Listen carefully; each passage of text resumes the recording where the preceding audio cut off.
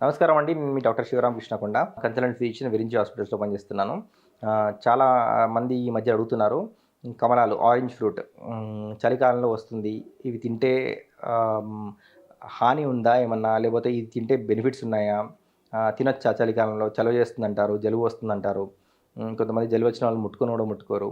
So, ఇలాంటివి ఏమన్నా అపోహలు ఉంటే తీర్చడానికి చాలామంది అడుగుతున్నారు. సో, దానికేంటంటే చలికాలంలో వచ్చే ఫ్రూట్ ఆరెంజ్ ఫ్రూట్ కమలాలంటారు. దీంట్లో విటమిన్ సి అనేది చాలా దండిగా ఉంటుంది. సో, విటమిన్ సి ఎప్పుడైనా గానీ బాడీకి హాని చేసే పదార్థం కాదు. సో, విటమిన్ సి వల్ల ఏమవుతుందంటే మన రోగనిరోధక శక్తి పెరుగుతుంది.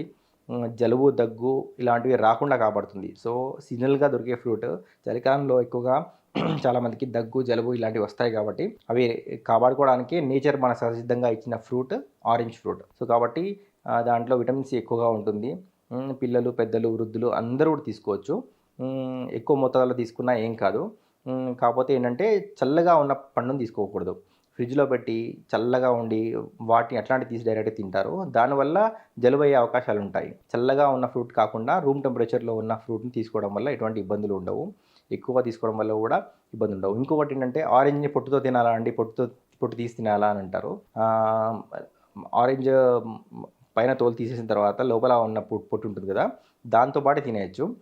దాంట్లో కూడా కొన్ని విటమిన్స్ ఉంటాయి. సో, కాబట్టి మనం పొట్టుతో తింటే దాంట్లో ఫైబర్ కంటెంట్ ఎక్కువగా ఉంటుంది. సో, మలబద్ధకం అలాంటిది రాకుండా కాపాడుతుంది. సో, చిన్నపిల్లలైతే పొట్టుతో తినడం ఇష్టపడరు కాబట్టి పొట్టు తీసి చిన్నపిల్లలకి పెట్టొచ్చు. పెద్దవాళ్ళు గానీ, వృద్ధులు గానీ పొట్టుతో తినొచ్చు. ఈవెన్ పళ్ళు లేని వాళ్ళు కూడా పొట్టుతో తినొచ్చు. ఈజీగా జారిపోతుంది. సో, పొట్టు తీసుకొని తినడం అంత శ్రేయస్కరం కాదు. జ్యూస్ చేసినప్పుడు కూడా పొట్టు తీయాల్సిన అవసరం లేదండి. తీయకుండానే డైరెక్ట్ జ్యూస్ చేసుకోవచ్చు. ఆరెంజ్ ఫ్రూట్ అనేది సీజనల్‌గా దొరికే ఫ్రూట్.